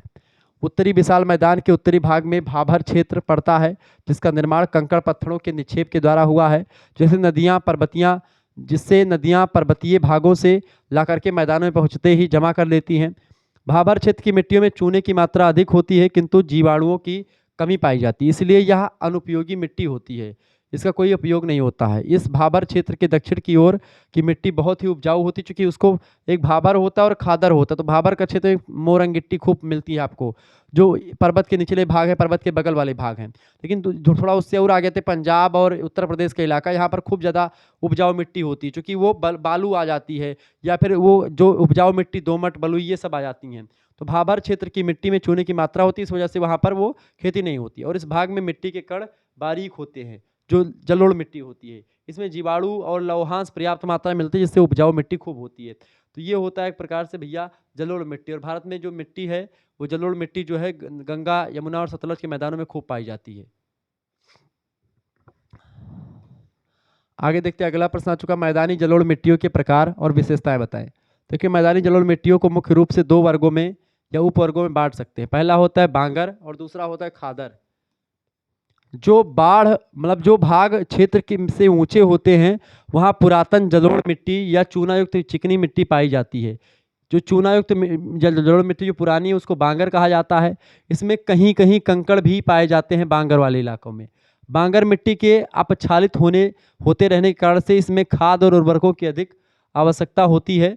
बाढ़ में नूतन जलोढ़ मिट्टी या जलोढ़ मिट्टी मिलती है, इन्हें खादर कहते हैं। यानी कि लगातार देखिए, बांगर माने होता है जहाँ पर बाढ़ वगैरह कभी 1-2 बार आए तो बांगर हो गया। खादर में क्या होता है, प्रतिवर्ष नई नई मिट्टी बदलती रहती है, ठीक है। इसमें बाढ़ के समय प्रतिवर्ष मिट्टी की नवीन परतें जमा होती रहती हैं। यह उपजाऊ मिट्टी होती है, यानी खादर इलाकों में बाढ़ खूब आती है हर वर्ष, और जो कि आपका भाभर इलाका होता है वहाँ पर बाढ़ वगैरह 1 ही बार 2 बार आती, कभी कभी आती है। जलोढ़ मिट्टी में रेत तथा चिकनी मिट्टी के मिश्रित रहने पर उसे दोमट कहते हैं खादर वाले इलाकों को, या भुरभुरी मिट्टी होती है जिसमें खाद के उपयोग में सुविधा रहती है। मटियारी मिट्टी में रेत का अंश कम रहता है, किंतु उसमें खनिज और रासायनिक तत्व अधिक मात्रा में आपको मिलते हैं, चूँकि हर वर्ष बाढ़ आती है और नई उपजाऊ मृदा करके ऊपर की एक परत बना देती है, जिससे मृदा की उपजाऊ क्षमता बढ़ती रहती है। इसमें पानी को अवशोषित करने की क्षमता भी होती है, जिससे कारण से यहाँ पर उर्वरक क्षमता जो होती है मिट्टी की ज़्यादा हो जाती है, जबकि खादर वालों की कम होती, थोड़ा सा भाभर वालों की कम होती, खादर की ज़्यादा होती है। कपास वाली काली मिट्टी की वितरण का वर्णन कीजिए। देखिए, मिट्टी का निर्माण जो होता है लावा के निक्षेप के द्वारा हुआ है इसका, यानी कि कपास उपजाऊ करने वाली मिट्टी को काली मिट्टी कहते हैं। और काली मिट्टी का निर्माण हुआ है ज्वालामुखीता की क्रिया के बाद में, जो लावा होता है या मैग्मा होता है, मैग्मा से जब जलवाष्प निकल जाता है तो मैग्मा वही फैल जाता है तो लावा बन जाता है। उसको बहुत दिनों के बाद में, कई हजार वर्षों के बाद में, वह लावा के द्वारा मिट्टी जो होती काली मिट्टी का निर्माण करती है, और उसमें कपास की मात्रा खूब होती, कपास खूब होता है। इसका रंग काला होता है। इस मिट्टी में रासायनिक और खनिज तत्वों का आधिक्य पाया जाता है। इस मिट्टी का विस्तार मध्य प्रदेश के अमरकंटक तथा महाराष्ट्र के पूना से कर्नाटक का जो बेलगाम का एरिया है पूरा, वहाँ पर लगभग 5.4 लाख वर्ग किलोमीटर में फैला हुआ है। इस प्रकार इसके अंतर्गत महाराष्ट्र, गुजरात के अधिकांश भाग, आंध्र प्रदेश और मध्य प्रदेश के पश्चिमी भाग, तमिलनाडु का कुछ भाग, ये सब इस मिट्टी के एरिया में आता है। इस मिट्टी में पानी धारण करने की क्षमता अधिक होती है, इसमें नमी बहुत दिनों तक भी बनी रहती है, यानी नमी भी यहाँ पर बनी रहती है। तो इस तरीके से ये चीज़ें लगातार आप देख पा रहे होंगे। आगे देखते हैं, अगला क्वेश्चन आपकी स्क्रीन पर आ चुका है, फटाफट से आप देखने का प्रयास करेंगे। प्रश्न है, नगरीय आकारिकी से क्या आशय है? नगरीय आकारिकी क्या होती है, बताएं। फटाफट से आप बताने का प्रयास करें। नगरीय आकारिकी से आपका क्या आशय है?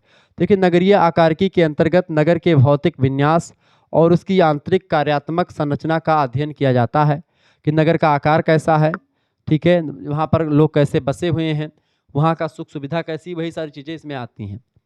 अगला प्रश्न, मलिन बस्ती का क्या अर्थ है? देखिए, मलिन बस्ती का सामान्य अर्थ होता है प्रत्येक तरह की जर्जर आवास व्यवस्था और गंदगी युक्त पर्यावरण या वातावरण से, जहाँ पर एक प्रकार से क्या हो, जर्जर आवास हो, वहाँ पर घर पुराने खंडहर टाइप के हों, व्यवस्था ठीक ठाक ना हो, वो मलिन बस्तियाँ कही जाती हैं। अगला प्रश्न, मलिन बस्तियों के 4 दुष्परिणाम बताएं। देखिए, लिखेंगे 4 दुष्परिणाम, अति लघु उत्तरीय में प्रश्न आते हैं। देखिए, पहली बात तो गोपनीयता का अभाव होता है, यहाँ पर कोई गोपनीयता नहीं, तो सब खुला खुला होता है। गंभीर बीमारियों के केंद्र होते हैं मलिन बस्तियाँ, यहाँ पर बीमारियाँ भी खूब दबा के होती हैं। तीसरी बात, अपराध के केंद्र, यहाँ पर अपराध भी खूब दबा के होता है। इसके अलावा पारिवारिक और सामाजिक विघटन भी आपको यहाँ पर खूब देखने को मिलता है, झगड़ा लड़ाई भी होती है, परिवार यहाँ आपस में बनती नहीं है, मतलब किसी प्रकार से ठीक नहीं मानी जाती मलिन बस्तियाँ, ठीक है। अगला क्वेश्चन है, नगरीय नियोजन क्या होता है?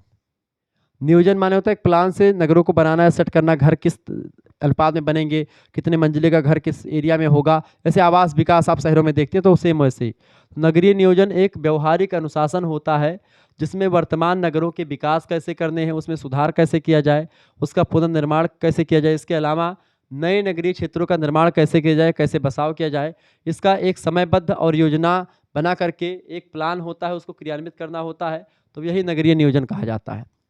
नगरीय नियोजन का क्या उद्देश्य होता है, क्यों जरूरी है? नगरीय नियोजन का मुख्य उद्देश्य होता है नगरीय जीवन की जो क्वालिटी है उसमें वृद्धि करना और उसकी भूमि संसाधनों का विवेकपूर्ण तरीके से उपयोग करना, ताकि बेमतलब का इधर उधर कोई सिस्टम ना बैठ पाए, ठीक है।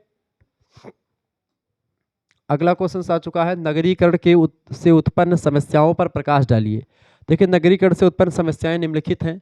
पहली, आवासीय समस्या एवं गंदगी, मतलब गंदी बस्तियों का प्रादुर्भाव, ठीक है, आवासीय समस्या भी उत्पन्न होती है नगरीकरण से, ठीक है, और गंदी बस्तियों का प्रादुर्भाव भी नगरीकरण से होता है। नगर ज़्यादा होते तो वहाँ पर गंदगी खूब भी होती है। इसके अलावा औद्योगिक प्रदूषण नगरों में खूब दबा के होता है, कानपुर वगैरह में आप देखें। इसके अलावा नगरीय सुविधाओं का अभाव होता है। चौथी बात, दैनिक उपयोग और चिकित्सा सुविधाओं की कमी, और इसके अलावा प्रशासकीय सुविधाओं का अभाव। तो नगरीकरण से तमाम समस्याएं सब उत्पन्न हो सकती हैं। अगला प्रश्न, नगर स्वप्रसार क्या है, इसके कारण बताएं। देखिए, नगरों के क्षेत्रफल तथा इसकी जनसंख्या में की वृद्धि को नगरीय फैलाव कहते हैं या नगरीय स्वप्रसार कहते हैं, कि नगरों का विकास और नगर फैले। इसके 3 कारण हैं। पहली बात तो जनसंख्या में प्राकृतिक वृद्धि, जन्म दर और मृत्यु दर में अंतर लगातार हो रहा है। जनसंख्या ज़्यादा बढ़ने का कारण क्या है? जनसंख्या, पैदा लोग ज़्यादा हो रहे हैं, मर कम रहे हैं, ठीक है। दूसरी बात, ग्रामीण इलाकों से नगरों की ओर लोग ज़्यादा जा रहे हैं, यानी गाँव के लोग जो है नगरों में या शहरों में कमाने की ओर ज़्यादा पहुँच रहे हैं। तीसरी बात, छोटे नगरों से बड़े नगरों की ओर लोगों का प्रवासन हो रहा है। लोग, हर व्यक्ति जो है दिल्ली, लखनऊ और ऐसे बड़े बड़े इलाकों में जा करके रहना पसंद करता है, मुंबई, ठीक है, ठीक है, कलकत्ता, ऐसे तमाम बड़े शहरों में लोग जा करके रहते हैं। जैसे आधा बिहार आप देखते हैं बनारस में आकर के ही बसा हुआ है, मतलब बिहार के अधिकतर क्षेत्र आप देखते हैं बनारस के लोग, मतलब बनारस में अधिकतर बिहारी आपको मिलेंगे, बिहार के लोग। क्योंकि क्या है कि जो है बिहार में उतने अच्छी सिटी आपको उतना नहीं मिलेगी जितना यहाँ पर मिल रही है आपको, ठीक है, बनारस की।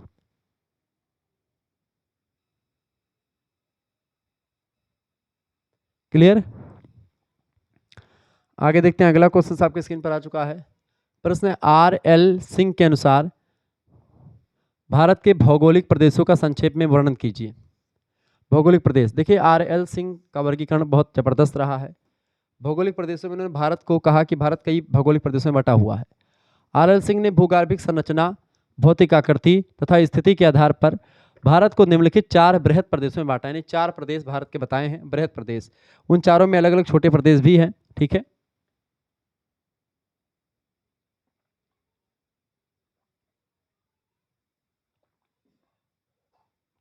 चले, तो पहला प्रदेश है बेटा हिमालय का पर्वतीय प्रदेश, ठीक है। पहला प्रदेश क्या बताया, हिमालय का जो पर्वतीय प्रदेश है पूरा का पूरा वो। दूसरा है उत्तर का मैदान पूरा। तीसरा है प्रायद्वीपीय पठार और चौथा है समुद्र तटीय प्रदेश या द्वीप समूह। ठीक है, अब यहाँ पर अगर मैं एक नक्शा बनाऊं आपको और इसे समझाने का प्रयास करूं, ठीक है,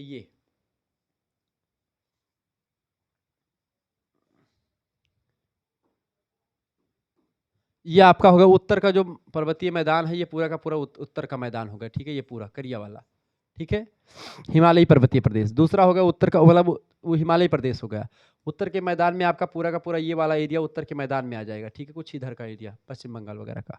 ठीक है, प्रायद्वीपीय पठार में पूरा का पूरा ये एरिया आ जाएगा, प्रायद्वीपीय पठार पूरा है दक्षिण वाला। ठीक है, इसके अलावा समुद्र तटीय प्रदेश, समुद्र तटीय प्रदेश मतलब कि ये जो किनारे वाला एरिया है, ये इसको दूसरे कलर से कर दें, ये जो किनारे वाला पूरा का पूरा एरिया है, ये जो है आपका पश्चिमी घाट और ये पूर्वी घाट। तो पश्चिमी घाट, पूर्वी घाट ये एक हो जाएगा, और इसी के साथ साथ द्वीपीय समूह यानी अंडमान निकोबार द्वीप समूह और लक्षद्वीप, ये इसमें शामिल हो जाएंगे। तो 4 प्रदेश हैं, एक उत्तर का पर्वतीय पूरा पठार, मतलब पर्वतीय भाग उत्तर का पूरा पर्वतीय वाला इलाका। दूसरा आपका होता है, दूसरा आपका है ये जो है मैदान, ठीक है, जो उत्तर का मैदान है वो वाला पूरा एरिया, ठीक है, जो करिया करिया से है वो।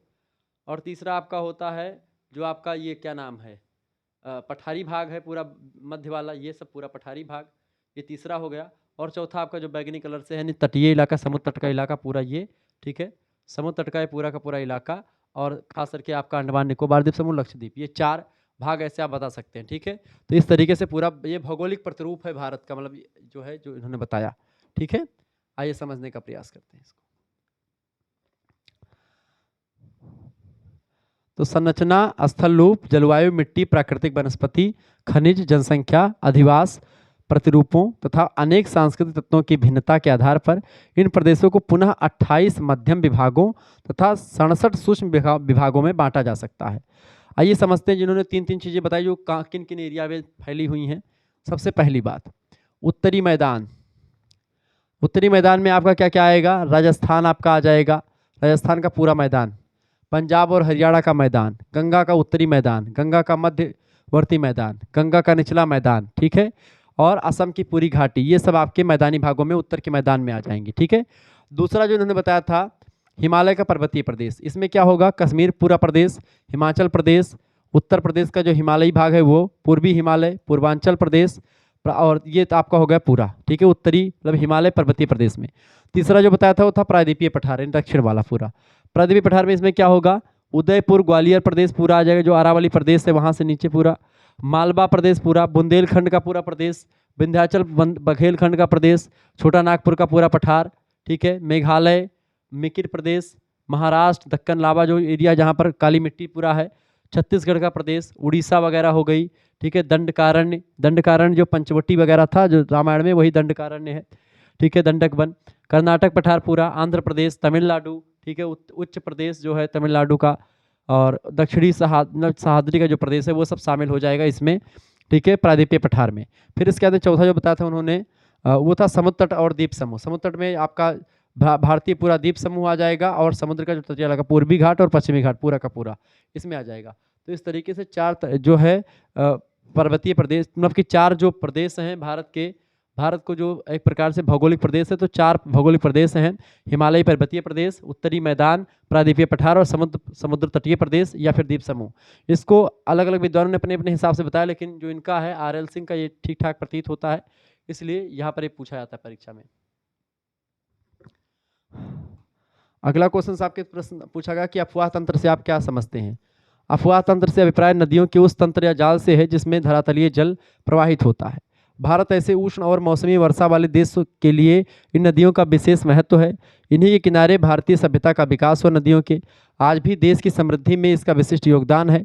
इसके जल से संरक्षण और सदुपयोग से न केवल बाढ़, सूखा आदि प्राकृतिक आपदाओं का अस्थायी समाधान ढूंढा जा सकता है, बल्कि जो है संभावित जल संकट से बचा भी जा सकता है नदियों की वजह से। ठीक है, भारत की अगर बात की जाए बेटा, तो भारत में औसत वार्षिक वर्षा की मात्रा लगभग 118 सेंटीमीटर है, जो कि 3700 इकाई दुहाई सैकड़ा हजार 10,000 लाख 10 लाख यानी 37,440 मिलियन घन मीटर यानी 168 मिलियन हेक्टेयर मीटर के बराबर आसपास मानी जाती है। इसमें से लगभग 16,45,000 मिलियन घन मीटर यानी 76 मिलियन जो है या 44% धरातलीय अफवाह के तौर पर नदियों द्वारा प्रवाहित होता है जल। और एक अनुमान के अनुसार भारतीय नदियों की कुल उपलब्ध जो एक प्रकार से जो जल राशि है वो 18,58,100 मिलियन घन मीटर वार्षिक जल राशि में ब्रह्मपुत्र का अंशदान 33% है, 33.77%, गंगा का 25.2%। चूँकि ब्रह्मपुत्र नदी का जो फैलाव है बहुत ज़्यादा है, इसका अफवाह तंत्र बहुत ज़्यादा है ब्रह्मपुत्र का, तो इस वजह से इसमें जल राशि ज़्यादा है। गंगा का लंबी सब दुनिया की मतलब कि भारत की सबसे लंबी नदी है गंगा, तो गंगा जो है 2525 किलोमीटर है, तो लगभग 25% जल जो है भारत के जल में से गंगा नदी देती है। गोदावरी 6%, सिंधु नदी का 4%, महानदी 3%, कृष्णा 3% और नर्मदा लगभग 3% के आसपास। ठीक है, ये सब जल देती है भारत में, जितना जल है उसमें से। अगला क्वेश्चन से भारत के अफवाह तंत्र पर संक्षेप में प्रकाश डालिए। भारत का अफवाह तंत्र मैंने इसको बताया भी है। सागरीय अभिविन्यास के आधार पर भारत के अफवाह तंत्र को दो प्रमुख तंत्रों में बांट सकते हैं। पहला है बंगाल की खाड़ी का अफवाह तंत्र और दूसरा है अरब सागरीय अफवाह तंत्र। यानी ऐसी नदियाँ जो कि ब्रह्मपुत्र मतलब कि ऐसी नदियाँ जो समुद्र में गिरती हैं या ऐसी नदियाँ जो मतलब कि बंगाल की खाड़ी में गिरती हैं, वो उसको एक तरफ मान लें। और ऐसी नदियाँ जो क्या गिरती हैं, ऐसी नदियाँ जो अरब सागर में गिरती हैं वो अफवाह क्षेत्र। ठीक है, तो इस तरीके से भी बांट सकते हैं। एक आप बांट सकते हैं ऐसी नदियाँ जो हिमालय पर्वत से निकलती हैं वो, और ऐसी नदियाँ जो एक प्रकार से कहाँ से निकलती हैं, जो कि जो है वर्षा वाली होती है वो। ठीक है, तो इस तरीके से बांट सकते हैं। तो हिमालय पर्वत से जो नदियाँ निकलती हैं बेसिकली वो पश्चिम जो बंगाल खाड़ी में जाकर गिरती हैं, और अरब सागर में वो नदियाँ निकलती जो बारिश होती है वो सारी। ठीक है, इन्हें दिल्ली श्रेणी, सतलज, यमुना जल विभाजक, अरावली, सह्याद्री एवं अमरकंटक के द्वारा एक दूसरे से अलग किया जाता है। देश का लगभग 77% अफवाह क्षेत्र, जिसमें गंगा, ब्रह्मपुत्र और महानदी, गोदावरी, कृष्णा, पेन्नार, कावेरी, बैगाई आदि नदी घाटियाँ सम्मिलित हैं। बंगाल की खाड़ी की तरफ मतलब कि अभिविन्यासित हैं। ये सब नदियाँ बंगाल खाड़ी में अपना जल गिराती हैं, चाहे गंगा की बात करें, ब्रह्मपुत्र, महानदी, गोदावरी, कृष्णा, पेन्नार, कावेरी, बैगाई, ये सब नदियाँ कहाँ पर अपना जल गिराती हैं, ये बंगाल की खाड़ी में गिराती हैं। अरब सागरीय अफवाह क्षेत्र की बात करें 33% जल जो है इसमें होता है। 77% उत्तरी भारत की जो नदियाँ हैं या फिर जो ये नदियाँ हैं जो ब्रह्मपुत्र मतलब कि जो गिराती कहाँ पर जल, बंगाल की खाड़ी में, उन नदियों में ज़्यादा जल है, 77% जल। ठीक है, 23% जो बचा है ये उत्तरी पश्चिमी हिमालय, पंजाब मैदान, राजस्थान, गुजरात, मध्यवर्ती और पठार पश्चिमी तटीय मैदान तक सीमित है, जिसमें सिंधु नदी, नर्मदा, ताप्ती, लूनी, माही और सह्याद्री से अवतरित द्रुतवाही सरिताएं जो छोटी छोटी पतली जल राशियाँ हैं वो शामिल है। ये सब अरब सागर में जाकर के गिरती हैं। इसी प्रकार उत्पत्ति विधा के आधार पर भारतीय अफवाह को दो प्रकार से बांट सकते हैं, एक हिमालयी अफवाह तंत्र और एक प्रायद्वीपीय अफवाह तंत्र। ठीक है, एक तीसरी प्रादेशिक वितरण के अंतर्गत इसे उत्तर भारतीय अफवाह तंत्रों में विभाजित करती है। कुल मिलाकर कहने का मतलब है कि दो ही प्रकार के अफवाह तंत्र जो मैंने आपको बता ही दिए, पहले भी बताए थे, अब भी बताए। अब अगला प्रश्न आपसे बन सकता है कि अरब सागर में गिरने वाली नदियों के नाम बताएं। देखिए, अरब सागर में गिरने वाली प्रमुख नदियों के नाम, अरब सागर में गिरने वाली दो प्रमुख नदियों के नाम है नर्मदा और ताप्ती। नर्मदा नदी का उद्गम स्थल है अमरकंटक की पहाड़ियों से नदियां निकलती है नर्मदा, और ताप्ती जो है सतपुड़ा की पहाड़ियों से निकल करके और जाकर के अरब सागर में गिर जाती है, अरब सागर में गिर जाती है। ठीक है, अगला क्वेश्चन, भारत के भौगोलिक प्रदेशों का वर्णन कीजिए। ये सब प्रश्न परीक्षा में आएंगे। देखिए, भारत के भौगोलिक प्रदेश निम्न प्रकार से, पहला हिमालयी पर्वतीय प्रदेश, दूसरा उत्तरी मैदान, तीसरा प्रायद्वीपीय पठार, चौथा समुद्र तटीय प्रदेश और द्वीप समूह। तो ये चार प्रकार से, इसको आप नोट डाउन कर लीजिए, परीक्षा में प्रश्न कई बार आया हुआ है। प्रश्न अगला है, मानसून से आप क्या समझते हैं। देखिए, मानसून शब्द जो है मूलतः हिंद महासागर और अरब सागर की ओर से भारत के दक्षिण पश्चिम तट पर आने वाली जो हवाएं होती हैं, जो भारत, पाकिस्तान, बांग्लादेश आदि देशों में भारी वर्षा कराती हैं, ये ऐसी मौसमी पवन होती है जो 4 माह सक्रिय रहती हैं, और 4 महीने में जो वर्षा ऋतु आती है वो बेसिकली मानसून के आने से ही आती है। ठीक है, भारत की ऋतुएं बताएं। भारत में कितनी ऋतुएं हैं, तो भारत की 4 ऋतुएं हैं मुख्य रूप से। पहला शीत ऋतु, दूसरा है ग्रीष्म ऋतु, तीसरा है वर्षा और चौथा है शरद ऋतु। ठीक है, अगला क्वेश्चन, जलवायु के आधार पर भारत को कितने भागों में बांटा गया है। जलवायु के आधार पर भारत को 2 भागों में बांटा जा सकता है। पहला उष्णकटिबंधीय भारत यानी जो गर्मी वाला इलाका है, दूसरा शीतोष्ण यानी जहाँ पर ठंडी पड़ती है। ठीक है, अगला प्रश्न, भारत के मध्यम वर्षा वाले क्षेत्र बताएं। भारत में मध्यम वर्षा वाले क्षेत्र जहाँ पर वर्षा एक मध्यम मात्रा में होती है, बताएं। देखिए, भारत में मध्यम वर्षा वाले क्षेत्र खासकर पश्चिमी उत्तर प्रदेश तथा उत्तरी भाग, पंजाब का पूर्वी भाग, हरियाणा और राजस्थान के पूर्वी भाग में वर्षा कम मात्रा में होती है या मध्यम होती है। महाद्वीपीय जलवायु की विशेषताएं बताएं। अति लघु उत्तरीय के प्रश्न हैं, इनको आप छोटे छोटे लिखना है। देखिए महाद्वीपीय जलवायु की निम्न विशेषता है। पहली, स्थानीय पवनों की अधिकता होती है इसमें महाद्वीपीय जलवायु में। दूसरी बात, उच्च वार्षिक और दैनिक ताप परिसर होता है। तीसरी बात, वायु की शुष्कता होती है, वायु में नमी कम होती है।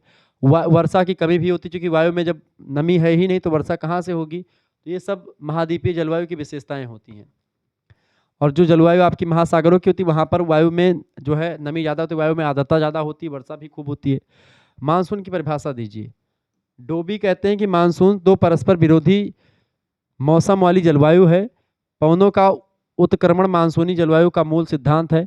कहने का मतलब यह है कि मानसून जो होता है ये जलराशि होती है और समुद्र से उठने वाली पवन होती है, जो कि एक विशेष समय में उठती है और कुछ एरिया में बारिश करवाती है। ऐसी पवनों को मानसूनी पवनें कहा जाता है।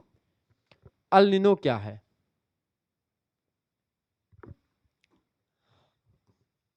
अल नीनो क्या है? देखिए अल नीनो एक ऐसी परिघटना है जो प्रशांत महासागर के तापमानों में भारी परिवर्तनों से संबंधित है। इसका मानसूनों पर गहरा प्रभाव पड़ता है। अल नीनो एक धारा है, महासागर की एक धारा है। यह विश्व में सूखा, बाढ़ तथा अन्य मौसमी अतिरेक उत्पन्न करती है। ठीक है, तो ये एक धारा होती है, एक ऐसी घटना होती है। आम की बौछार क्या है? देखिए दक्षिण भारत में जल से थल की ओर चलने वाली पवनें जहाँ तहाँ 12 से 7 सेंटीमीटर तक वर्षा कर देती हैं, और यह वर्षा आम और कहवा की फसल के लिए लाभकारी होती है। इसीलिए इसके आम की बौछार या फूलों की बौछार भी कहा जाता है। जो दक्षिण भारत में बेसिकली वर्षा होती है एक फुहार टाइप की। अगला प्रश्न, काल बैसाखी क्या है? काल बैसाखी क्या है? देखिए उत्तरी भारत में दिन के समय गर्म और शुष्क पछुआ पवनें तीव्र गति से चलती हैं। मैदानों में इन पवनों से कुछ आर्द्र पवनें मिलती हैं तो तूफान आते हैं और वायु का वेग 100 से 125 किलोमीटर प्रति घंटा हो जाता है। यानी एक घंटे में 125 किलोमीटर दूरी तय कर सकती हैं, इतनी तेज वायु चलती है। इस प्रकार के तूफान बंगाल में अधिक आते हैं, जिन्हें काल बैसाखी कहा जाता है। ठीक है,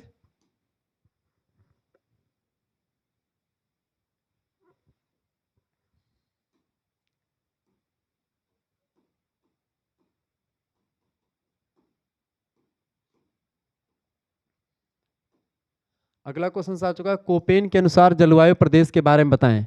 तो कोपेन ने 1936 में वनस्पति के आधार पर संसार की जलवायु का संशोधित वर्गीकरण प्रस्तुत किया है। उनकी मान्यता थी कि किसी स्थान को की प्राकृतिक वनस्पति जलवायुवीय यानी तापमान व वर्षा दशाओं को परिलक्षित करती है। तो ये कोपेन ने अपने हिसाब से था। कोपेन का जो जलवायु वनस्पति प्रदेश बताया उसको अलग है, एक डीपली चर्चा करेंगे उसके बारे में नेक्स्ट वीडियो में। वनस्पति का अभिप्राय क्या है? देखिए वनस्पति का मतलब होता है पेड़ पौधे, घास, झाड़ियाँ या जो विशिष्ट जाति समूह से जो ऐसे पेड़ पौधे बिलोंग करते तो वनस्पति कही जाती है।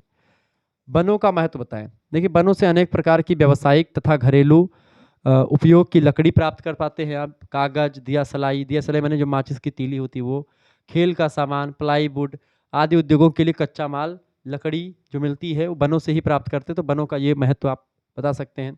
वनों से वर्षा भी होती है, वन ज़्यादा होते तो वर्षा भी होती है वहाँ। अगला प्रश्न, वनों की गौण उपजें क्या है? यानी वनों से अनेक प्रकार की गौण उपजें प्राप्त होती हैं जो अनेक उद्योगों तथा उपयोगों में प्रयुक्त होती हैं। जैसे कि लाख, गोंद, चमड़ा रंगने के पदार्थ, औषधियाँ, तमाम जड़ी बूटियाँ ये सब मिलती हैं जो कि वनों में ऑटोमेटिक उग जाती है, इसमें कोई उसको बैठाता नहीं है। तमाम प्रकार की जड़ी बूटियों से आजकल आप देख रहे हैं जो होम्योपैथिक और ये सब दवाएं मिलती हैं सब जड़ी बूटियों से बनती हैं। भारतीय कृषि अनुसंधान समिति के अनुसार मिट्टियों का वर्गीकरण कीजिए। बड़ा फेमस प्रश्न परीक्षा में खूब पूछा गया है। देखिए भारतीय कृषि अनुसंधान समिति ने 8 मुख्य प्रकार की मिट्टियां बताई हैं जो निम्न प्रकार हैं। पहली है लाल मिट्टी, दूसरी है काली मिट्टी, तीसरी है लेटेराइट मिट्टी। 8 प्रकार की मिट्टियां बताई है जो भारतीय कृषि अनुसंधान समिति है वो। कौन कौन सी? लाल मिट्टी, काली मिट्टी, लेटेराइट मिट्टी, क्षारयुक्त मिट्टी, हल्की काली व दलदली मिट्टी, कांप मिट्टी, रेतीली मिट्टी या फिर बनों वाली मिट्टी। तो इस तरीके से 8 मिट्टी के प्रकार बताए गए हैं भारत में जो पाए जाते हैं। आगे देखेंगे, अगला क्वेश्चन आ चुका है। भारत में जल संसाधन मंत्रालय का गठन कब किया गया था? अक्टूबर 1985 में सिंचाई विभाग के स्थान पर जल संसाधन मंत्रालय का गठन किया गया जो राष्ट्रीय संसाधन के रूप में जल के विकास, संरक्षण तथा प्रबंध की व्यवस्था करता है। अगला क्वेश्चन, राष्ट्रीय जल नीति कब निर्धारित की गई? राष्ट्रीय जल नीति 1987 में निर्धारित की गई। पेयजल, सिंचाई, जल विद्युत, नौ संचालन, औद्योगिक और अन्य कार्यों के लिए जल उपलब्ध कराने आदि का दायित्व इसी मंत्रालय को है, राष्ट्रीय जल नीति। ठीक है,